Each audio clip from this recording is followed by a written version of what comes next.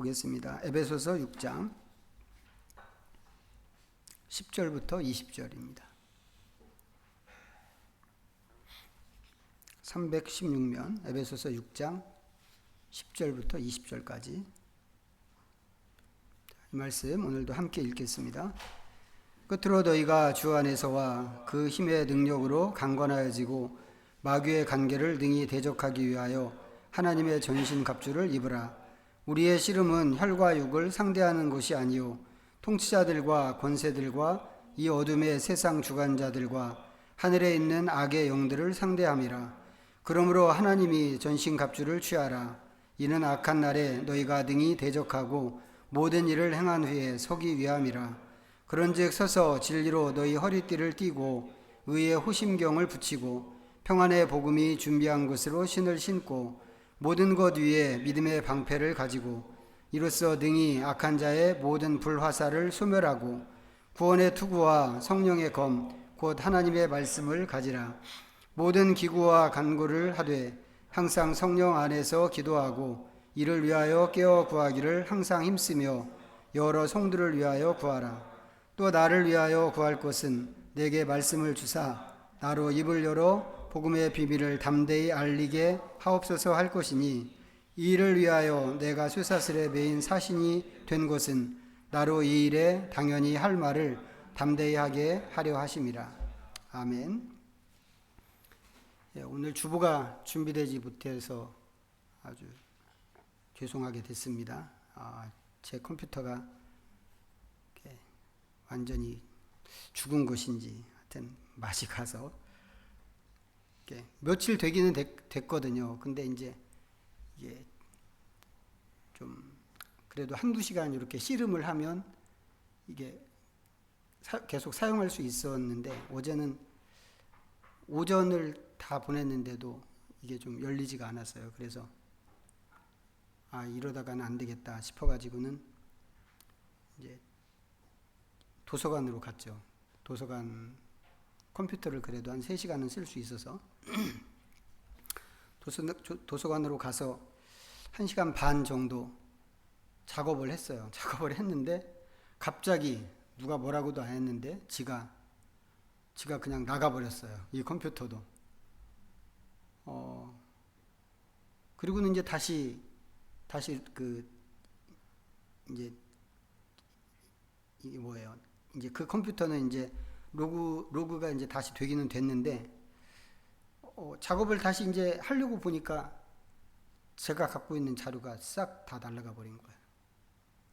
그래서 뭐 주보를 준비하는 것은 뭐 말할 것도 없고 준비해놓은 뭐 설교 뭐 앞으로 있을 뭐 새벽기도 설교 이런 몽땅 날아갔는데 정말 앞이 캄캄하더라고. 이거 어떻게 하지? 이제 그때가 한 3시쯤 됐는데 그래서 이제 다시 부랴부랴 짐을 싸갖고 요 앞에 PC방 가가지고 다시 처음부터 이제 새로 준비를 했는데 주부는 이제 뭐 준비가 안 됐고 하여튼 설교만 이제 간신히 좀 복원을 했습니다.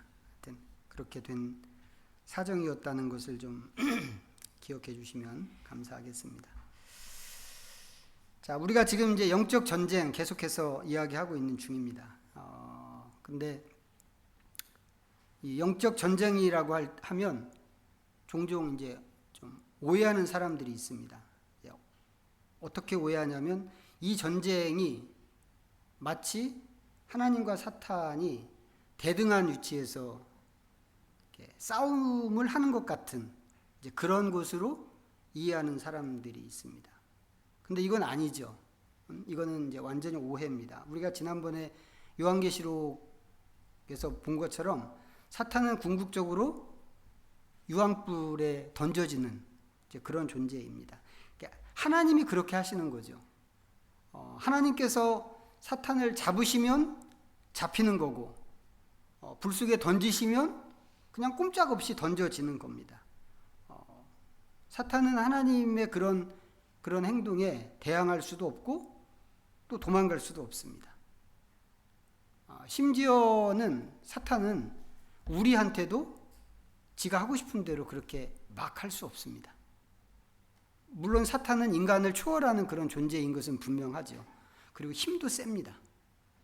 사탄이 욥을 어떻게 하루아침에 그렇게 무너뜨렸는가, 이것을 생각하면 사탄이 얼마나 막강한 존재인가 하는 것을 우리가 알 수 있습니다. 그런 사탄에 비해서 인간은 그야말로 아무것도 아니고 아무것도 없습니다. 만약에 인간과 사탄을 1대1로 붙여놓는다고 한다면 한 주먹거리도 안 되는 게 인간입니다. 그런데 그렇게 센 사탄이라고 하더라도 이 사탄이 어떤 경우에도 우리를 함부로 하지 못합니다. 자, 지난번에 본 욥기 말씀 다시 한번 보겠습니다. 욥기 1장.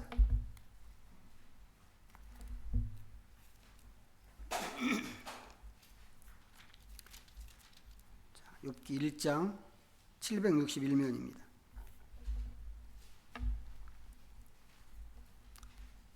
자, 6절부터 12절까지 자, 같이 읽어보겠습니다. 시작. 하루는 하나님의 아들들이 와서 여호와 앞에 섰고 사탄도 그들 가운데 온지라. 여호와께서 사탄에게 이르시되 내가 어디서 왔느냐. 사탄이 여호와께 대답하여 이르되 땅을 두루 돌아 여기저기 다녀왔나이다. 여호와께서 사탄에게 이르시되 내가 내 종 욥을 주의하여 보았느냐. 그와 같이 온전하고 정직하여 하나님을 경외하며 악에서 떠난 자는 세상에 없느니라. 사탄이 여호와께 대답하여 이르되 욥이 어찌 까닭없이 하나님을 경외하리이까. 주께서 그와 그의 집과 그의 모든 소유물을 울타리로 두르심 때문이 아니니이까. 주께서 그의 손으로 하는 바를 복되게 하사 그의 소유물이 땅에 넘치게 하셨음이니이다. 이제 주의 손을 펴서 그의 모든 소유물을 치소서. 그리하시면 틀림없이 주를 향하여 욕하지 않겠나이까. 여호와께서 사탄에게 이르시되 내가 그의 소유물을 다 내 손에 맡기노라. 다만 그의 몸에는 내 손을 대지 말지니라. 사탄이 곧 여호와 앞에서 물러가니라. 한 장 넘겨서 2장 보겠습니다. 2장 1절부터 6절까지. 자, 또 읽어봅니다. 시작. 또 하루는 하나님의 아들들이 와서 여호와 앞에 서고 사탄도 그들 가운데에 와서 여호와 앞에 서니 여호와께서 사탄에게 이르시되 내가 어디서 왔느냐. 사탄이 여호와께 대답하여 이르되 땅을 두루 돌아 여기저기 다녀왔나이다. 여호와께서 사탄에게 이르시되 내가 내 종 욥을 주의하여 보았느냐. 그와 같이 온전하고 정직하여 하나님을 경외하며 악에서 떠난 자가 세상에 없느니라. 내가 나를 충동하여 까닭없이 그를 치게 하였어도 그가 여전히 자기의 온전함을 굳게 지켰느니라. 사탄이 여호와께 대답하여 이르되 가죽으로 가죽을 바꾸오니 사람이 그의 모든 소유물로 자기 생명을 바꾸올지라. 이제 주의 손을 펴서 그의 뼈와 살을 치소서. 그리하시면 틀림없이 주를 향하여 욕하지 않겠나이까. 여호와께서 사탄에게 이르시되 내가 그를 내 손에 맡기노라. 다만 그의 생명은 해하지 말지니라. 아멘. 자, 이 말씀에서 우리가 발견하는 것이 있죠. 사탄은 욥을 무너뜨리는데 그것을 자기가 하고 싶은 대로 자기 마음대로 하는 게 아니고 하나님께 허락을 받아서 한다고 하는 것입니다. 사탄은 하나님께서 허락하시는 그 범위 안에서만 우리를 다룰 수 있고 허락이 없으면 절대로 아무 짓도 할 수 없습니다. 직접적으로 우리에게 손을 대는 것, 이것은 더더욱 안 되는 일입니다. 그런 사탄인데 그 사탄이 하나님과 어떻게 대등하게 싸울 수 있을까? 절대로 그럴 수 없는 일인데 사람들은 마치 그런 것처럼 이렇게 생각하는 게 있습니다. 특히 영화 같은 데 보면 그 스토리 라인이 하나님과 사탄, 또 뭐 선과 악, 빛과 어두움, 이런 구도로 이야기를 풀려고 하는 그런 게 있습니다. 문제는 뭐냐면 그 영향을 우리가 고스란히 받는다고 하는 것입니다. 그러다 보니까 믿는 사람이든지 안 믿는 사람이든지 할 것 없이 사탄을 두려워하는 분위기가 우리 안에 은근히 형성되어 있습니다.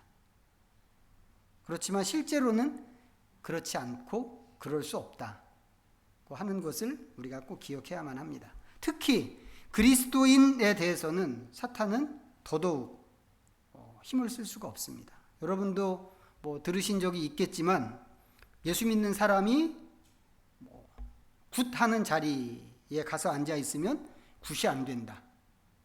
이런 얘기가 옛날부터 있었습니다. 어린아이라고 하더라도, 아주 어린 꼬맹이라고 하더라도 예수님 믿는 사람이 거기에 앉아 있으면 굿이 안 됩니다. 그러니까 이 실력 있는 무당이라면 그걸 알아차린다 이 말이죠. 물론 뭐 나이롱이라면 그래도 굿을 할 수 있겠지만 진짜인 경우에는 그게 안 된다고 하는 게 우리가 종종 듣는 그런 현실입니다. 왜 그럴까요? 왜? 사탄은 이미 예수님에게 패배한 존재이기 때문에 그렇습니다. 그래서 사탄은 예수님을 가장 무서워하고 예수님의 이름도 무서워합니다. 그런 만큼 예수님 안에 있는 우리는 이런 사탄을 그렇게 두려워할 필요가 없다고 하는 것입니다. 물론 이런 경우는 있습니다. 사도행전에 보면 이제 에베소에서 바울이 복음을 전하면서 그 에베소 도시가 완전히 뒤집어졌단 말이죠. 그때 어떤 사람들이 바울이 전하는 예수의 이름으로 라고 하면서 귀신들을 상대한 적이 있습니다. 이제 그때 스게와라고 하는 제사장의 아들들이 똑같은 짓을 했는데 귀신이 오히려 야, 내가 바울도 알고 내가 예수도 아는데 너희들은 도대체 누구냐? 그러면서 이 사람들을 귀신이 이겨버렸다고 하는 이야기가 사도행전에 나옵니다. 왜 그렇게 됐을까요? 그 경우는 예수님의 이름을 부적으로 쓴 것이기 때문에 그런 겁니다. 그보다 더 오래 전에는 엘리의 아들들이 하나님의 언약궤를 전쟁에 끌고 간 적이 있습니다. 블레셋과 수도 없이 전쟁을 하는데 전쟁만 하면 계속 깨져서 돌아오니까 야, 이러서는 안 되겠다. 하나님의 힘을 이용해서 이 전쟁에서 한번 이겨봐야 되겠다.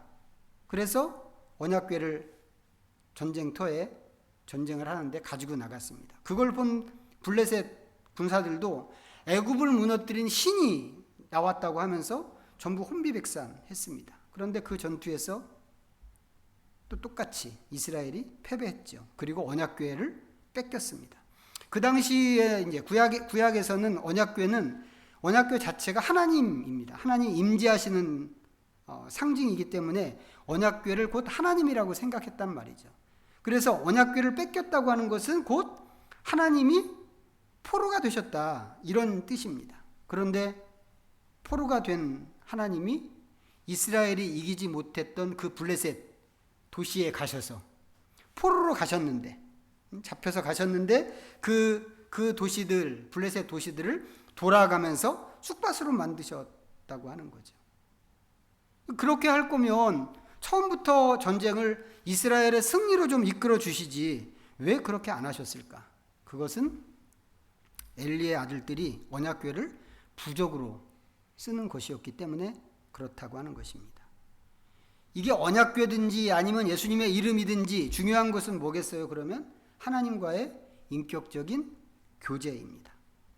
그런 친밀함 없이 도구로만 사용하는 언약궤, 도구로만 사용하는 예수님의 이름 가지고는 능력을 볼 수 없다고 하는 것이죠. 그래서 다시 한번 생각해야 하는 것이 교회 다닌다고 해서 그런 능력이 나타나는 것은 아니고 교회만 다닌다고 해서 사탄이 그 사람을 무서워하는 것도 아니다 라고 하는 것입니다. 중요한 것은 신실한 믿음이고 친밀감 있는 하나님과의 교제, 인격적인 교제이고 그런 것이 전제될 때 사탄은 성도를 함부로 하지 못한다고 하는 것입니다. 그렇다고 하면 사탄의 전략, 사탄이 쓸 수 있는 전략은 무엇일까요? 사탄은 어쨌거나 우리를 자기처럼 만드는 게 목적이고 목표입니다. 자기가 하나님을 반역한 것처럼 우리도 하나님께 반역하고 하나님을 떠나게 하기 위해서 끊임없이 애를 쓸 건데 사탄은 이 목적을 이루기 위해서 무슨 수를 쓸까? 어떻게 행동할까? 아마도 사탄은 무슨 짓이든지 할 겁니다. 자기가 할 수 있는 모든 짓을 다 동원할 거예요. 그런데 그 중에서 사탄이 사용하는 아주 중요한 전략 중에 하나가 우리의 생각을 공격하는 것입니다. 자, 생각이 뭔가요? 생각은 우리만 갖고 있는 고유한 특징이죠. 인간만의 고유한 특징. 세상의 모든 것을 하나님이 만드셨고 하나님께서 온갖 것을 만드셨는데 생물, 무생물, 동물, 식물, 아니면 보이지 않는 미생물까지 모든 것을 다 하나님이 만드셨는데 하나님께서 그 어떤 것에게도 생각하는 힘을 주시지 않고 오직 인간에게만, 사람에게만 이것을 주셨습니다. 물론 동화적인 발상 같은 것을 생각할 수 있습니다. 동화책에서 나오는 아니면 디즈니 애니메이션에서 나오는 것처럼 다른 동물이나 식물이나 아니면 돌멩이 같은 것들도 나름대로 생각을 하고 지네끼리 대화를 하고 그게 있는지는 모르겠어요. 그렇지만 그게 있다고 하더라도 그것들이 하는 이 생각의 수준이라고 하는 것은 우리 것하고는 완전히 다르다고 하는 거죠. 인간이 만물의 영장인 것은 이 생각하는 능력 때문입니다. 물론 우리가 학교에서 배울 때는 인간이 특별한 것, 인간의 잘난 것, 우리는 불을 사용하고 우리는 언어를 사용하고 우리는 도구를 사용하고 이런 것들 배운 게 있습니다만 따지고 보면 이런 것도 전부 생각의 결과물들입니다. 그 정도로 인간은 이 생각하는 능력을 통해서 우리의 그런 어떤 약점을 극복했고 세상을 정복했고 문명을 지금까지 발전시켜 왔습니다. 그래서 데카르트 같은 철학자는 나는 생각한다. 그러므로 나는 존재한다. 이런 이야기를 했고 파스칼 같은 수학자는 인간은 생각하는 갈대라고 하면서 인간을 생각하는 존재로 규정을 했습니다. 또 뭐가 있나요? 로댕의 생각하는 사람, 아주 유명한 그런 조각이죠. 이 사람들, 데카르트든지 파스칼이든지 로댕이든지 이런 사람들은 전부 생각을 인간 존재의 근원으로 그렇게 규정한 사람들입니다. 그 정도로 인간의 생각하는 능력은 독특하다 이렇게 이야기할 수 있습니다. 그런데 사탄이 우리를 넘어뜨리겠다고 할 때 바로 이 생각을 자극하고 공격한다고 하는 것입니다. 어떻게 하는가 한번 보실까요? 창세기 3장 다시 보겠습니다. 창세기 3장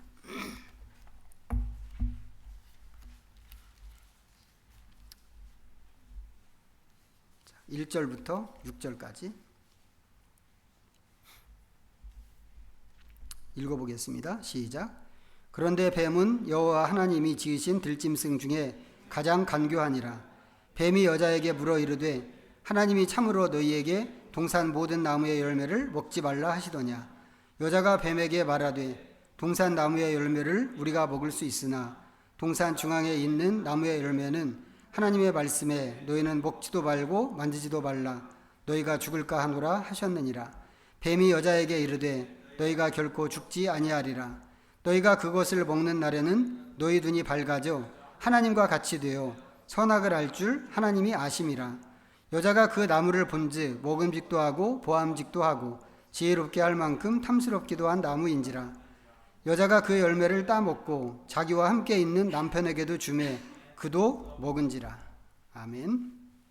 자, 이 말씀은 우리가 다 아시는 것처럼 사탄이 처음 사람을 넘어뜨리는 이야기입니다. 그런데 사탄이 사람에게 어떻게 접근하는가를 보세요. 이 사탄이 그 본성처럼 아주 교묘하게 간교하게 접근을 합니다. 앞서 말씀드린 것처럼 사탄은 우리보다 힘이 월등히 센 그런 존재입니다. 비교가 안 될 만큼. 근데 그런 사탄이 목적하는 것이 무엇인가? 우리가 하나님의 말씀을 어기고 하나님을 배반하고 하나님을 떠나게 하는 것입니다. 어떻게 하면 이 일을 손쉽게 이룰 수 있을까요? 제가 생각할 때는 가장 쉬운 방법은 완력으로 하는 것입니다. 하나님께서 정하신 건 뭐예요? 선악과를 먹지 말라 이거란 말이죠.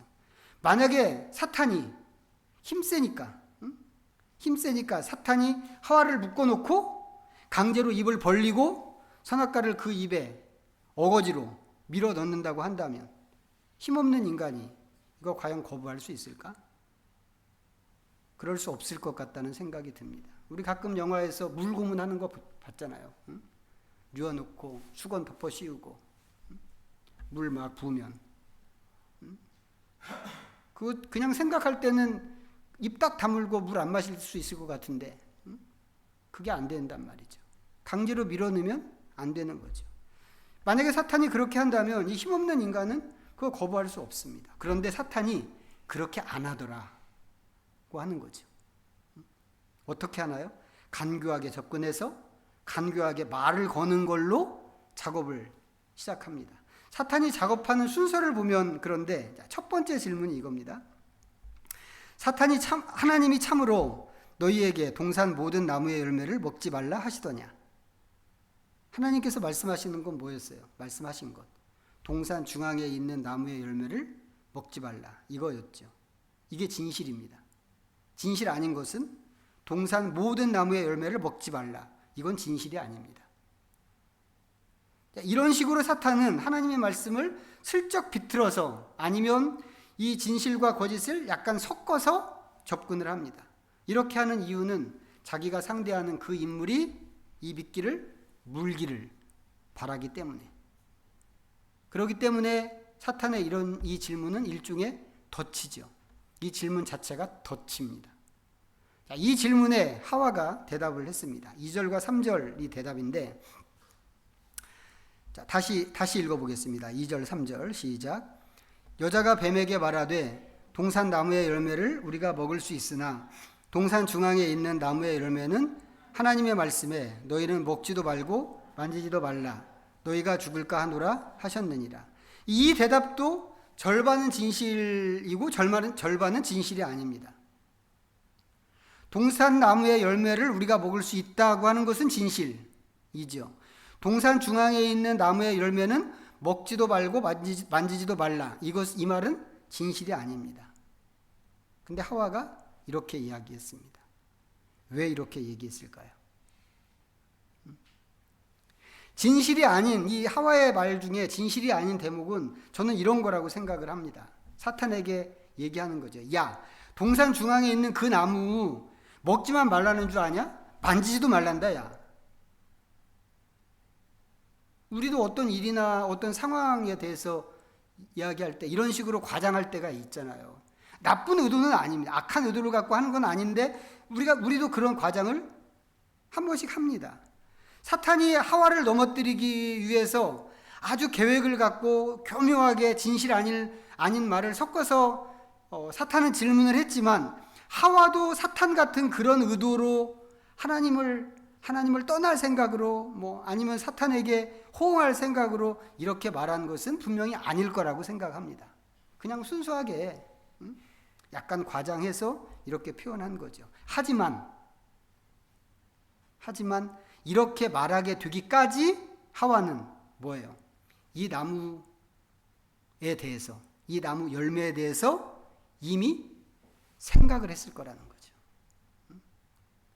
생각했기 때문에 사탄을 만나기 전에 이미 그것에 대해서 생각했기 때문에 이 과장 섞인 표현으로 자기 마음을 드러낸 거죠. 그런데 이게 사탄에게는 사탄이 던진 미끼를 무는 그런 일이었습니다. 미끼를 문 거면 잡아야죠, 그 다음에. 그래서 그 다음 얘기가 자연스럽게 이어집니다. 사탄의 말입니다. 너희가 결코 죽지 아니하리라. 이건 모함이죠. 모함으로 보이시나요? 하나님께서 틀림없이 죽는다 이렇게 말씀하신 것을 절대 안 죽어 라고 하게 된다면 이건 하나님을 거짓말쟁이로 만드는 그런 이야기라고 하는 겁니다. 그럼 이런 이야기를 들으면 우리는 즉각적으로 이런 말을 부인합니다. 설마 그럼 하나님이 거짓말을 하셨단 말이야? 그럴 리가 없어. 하나님이 왜 거짓말을 하시겠어? 부인한단 말이죠. 그러면 이렇게 부인하면 사탄은 그 부인하는 그 태도에 또 답을 줘야만 합니다. 하나님이 왜 거짓말을 하셨는지. 그래서 여기에서는 이제 5절이 그 답변이죠. 너희가 그것을 먹는 날에는 너희 눈이 밝아져 하나님과 같이 되어 선악을 알 줄 하나님이 아심이니라.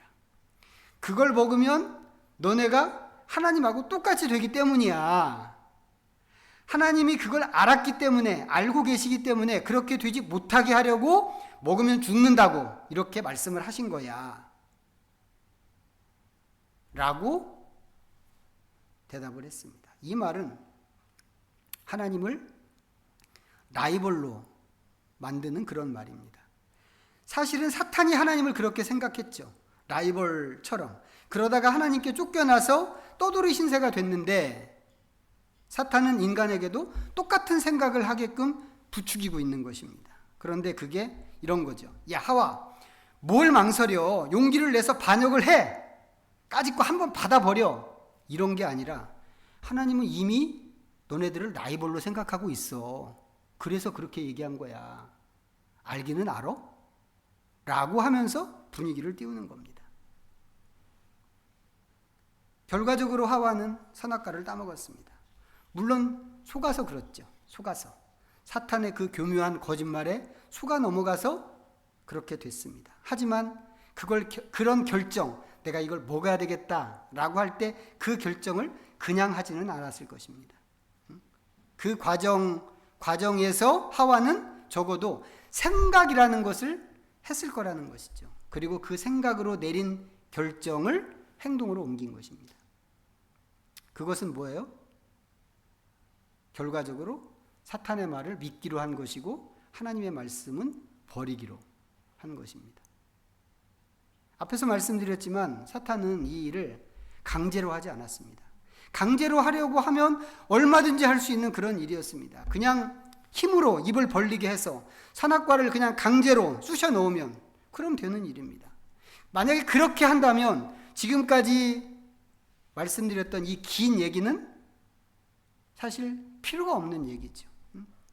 오히려 힘으로 할 것 같으면 지금까지 한 건 전부 지루한 시간 낭비 같은 것입니다. 그런데 사탄은 그 막강한 힘을 갖고 있으면서도 그렇게 하지 않았고 그냥 거짓을 약간 섞어서 정보를 흘렸을 뿐입니다. 그런데 하와가 그 말을 듣고 생각이라는 것을 하면서 이렇게 하기로 결정을 한 겁니다. 사탄이 그 불강력적인 힘으로 강제해서 이렇게 됐다면 핑계라도 될 수 있을 것 같아요. 사탄이 그렇게 한 거라고. 나는 저항하고 싶었는데 저항할 힘이 없어서 어쩔 수 없이 이렇게 된 거라고. 진심으로는 나는 이렇게 하고 싶지 않았다고. 그런데 실제로는 그렇게 핑계 댈 게 없는 거죠. 왜요? 사탄이 한 게 아니고 자기가 결정한 것이기 때문에. 아담의 경우는 어떤가요? 아담의 경우는 하와가 준 선악과를 먹었습니다. 하와가 남편에게 왜 선악과를 줬는지, 무슨 이야기를 하면서 줬는지 우리가 그것까지는 알 수가 없습니다. 하지만 아담도 하와가 주는 이 건네주는 선악과를 받아들고 하와 이야기를 들으면서 생각이라는 걸 했겠죠. 그리고는 아담도 하나님의 말씀을 등지기로 결정을 하는 것입니다. 우리가 하는 생각이라는 게 이런 겁니다. 이런 거. 물론 생각은 하나님께서 주신 복입니다. 우리한테만 아주 특별하게 주신 복이죠. 인간만이 갖고 있는 특징이고 능력이고 또 하나님 형상의 일부이기도 합니다. 그렇지만 생각은 하나님이 주신 자유, 또 다른 선물인 자유 같은 것이기도 합니다. 그래서 그것은 가치적인 면에서 중립이죠. 이게 선이냐 악이냐 이렇게 따질 수 있는 게 아니고 중립인데 인간은 그 중립적인 그것을 가지고 하나님을 따를 수도 있고 하나님을 거역할 수도 있다고 하는 것입니다. 거기에 더해서 우리의 생각은 참과 거짓을 분별하지 못할 때가 되게 많습니다. 옳고 그른 것도 분별하지 못합니다. 심지어 지금 어떤 사람들까지 있다고요? 지구가 평평하다고 믿는 사람들이 지금도 있다고 하는 겁니다. 한두 명이 아니라. 우주에 나가서, 이미 우주에 나가서 지구를 바라보고 찍은 그 둥그렇게 생긴 그 사진을 선명하게 보여주는 시대인데도 어떤 사람들은 지구는 평평하다고 그렇게 믿고 있습니다. 그러면 도대체 우리가 하는 이 생각이라고 하는 것은 도대체 무엇인가? 이 생각이 갖고 있는 그 무능력함이라고 하는 것은 그 깊이가 어느 정도가 되는가? 그걸 실증적으로 보여준 게 아담과 하와라고 생각하는데, 생각이 인간 존재를 규정하는 근본이다, 이 말도 분명히 맞는 말입니다. 하지만 그럴지라도 우리는 이 생각을 의심할 수 있어야 하고 또 의심해야 한다고 하는 것도 사실입니다. 생각이 갖고 있는 이 연약한 특질 때문에 사탄의 공격 대상이 되기도 하는데, 이 생각을 어떻게 하면 바르게 방향 지울 수 있을까요? 그러면 우리는 늘 매 순간 생각을 하면서 사는 존재인데 어떻게 하면 이 생각을 바르게 방향 지어 갈 수 있을까? 우리는 이 대목에서 다시 한번 하나님의 말씀을 생각할 수밖에 없습니다. 예수님께서는 그렇게 하셨죠.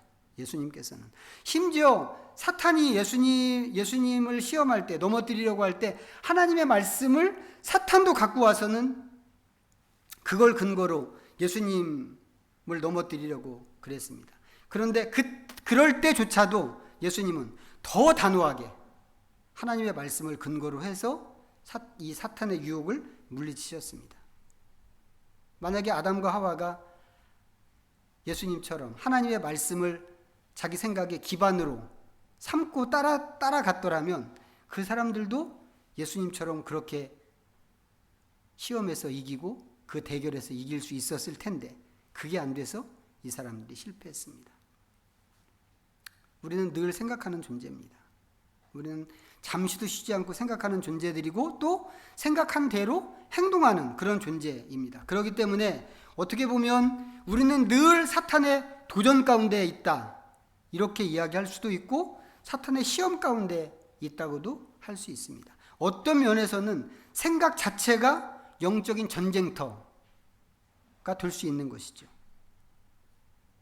이게 우리 스스로를 긴장감 갖고 살펴봐야 하는 이유인데, 아담과 하와가 보여줬던 사례, 또 예수님께서 보여주신 사례, 이 사례들을 통해서 우리가 어떤 모범을 따를 것인지 스스로 결정하고 더 바르게 생각하고 행동하기 위해서, 또 사탄의 이 끊임없는 교묘한 공격을 이겨내기 위해서 하나님의 말씀에 더 많이 집중하고 더 많이 헌신하기로 다짐할 수 있는 우리 믿음의 식구들이 다 되면 좋겠습니다.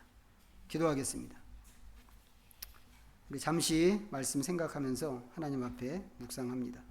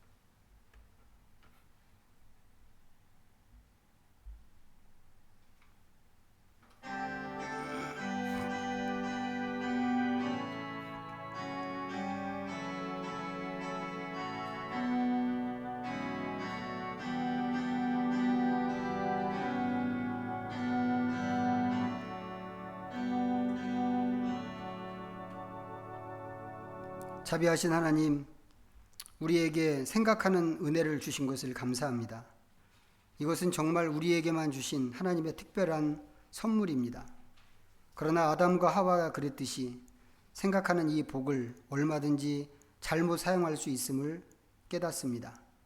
예수님께서 모범을 보이신 것처럼 하나님의 말씀이 우리 생각에 기반이 되어야 하겠습니다. 틈만 보이면 공격해오는 사탄의 교묘한 도전에 넉넉히 대응하고 이길 수 있도록 우리 자신을 오직 하나님의 말씀에 묶어낼 수 있게 하여 주시옵소서. 예수님의 이름으로 기도하옵나이다. 아멘. 모두 자리에서 일어나셔서 찬송가 634장